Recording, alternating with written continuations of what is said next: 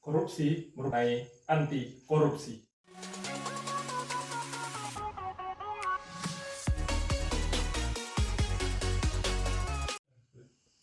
Assalamualaikum warahmatullahi wabarakatuh. Salam sejahtera untuk kita semua.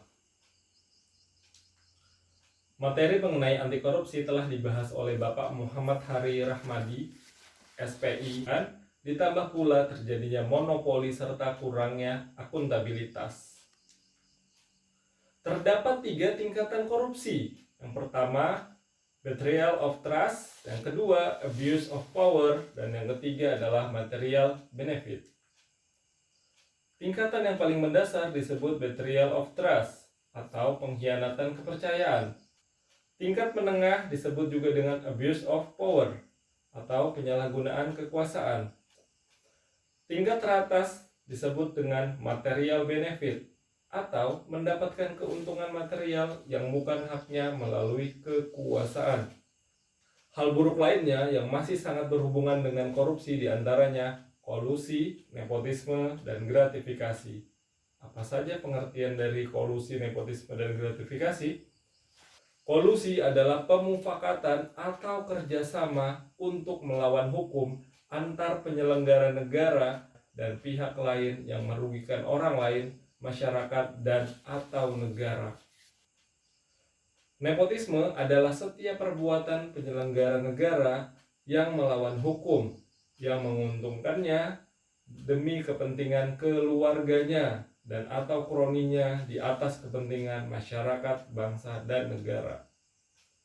Gratifikasi berdasarkan pasal 12B Undang-Undang Nomor 20 Tahun 2001 menyebutkan bahwa pemberian dalam arti luas yakni meliputi pemberian uang, barang, rabat atau diskon, komisi, pinjaman tanpa bunga, tiket perjalanan, fasilitas penginapan, perjalanan wisata, pengobatan cuma-cuma, dan fasilitas lainnya.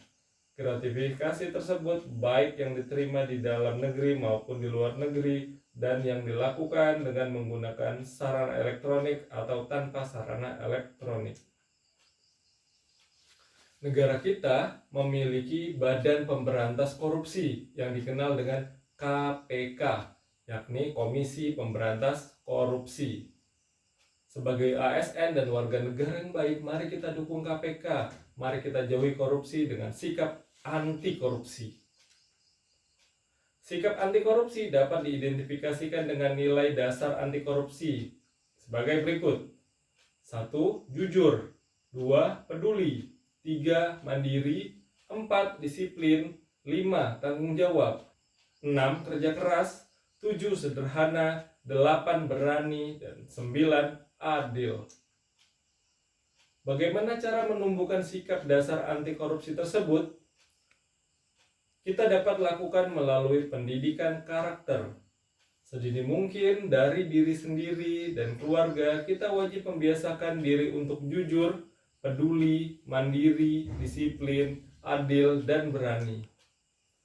Dapat pula kita tanamkan sikap berani, yakni berani melawan hal yang salah. Selanjutnya, kita harus mau bekerja keras. Dan yang paling penting adalah kita bersikap dan bergaya hidup yang sederhana.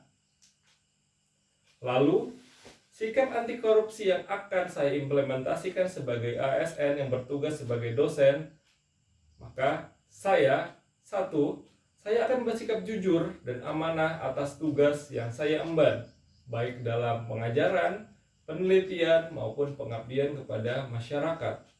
Kedua, dalam melakukan kegiatan, saya mengutamakan sikap disiplin terhadap waktu. Yang ketiga, hidup sederhana dengan tetap menjadi ASN yang sederhana demi mencegah benih virus korupsi.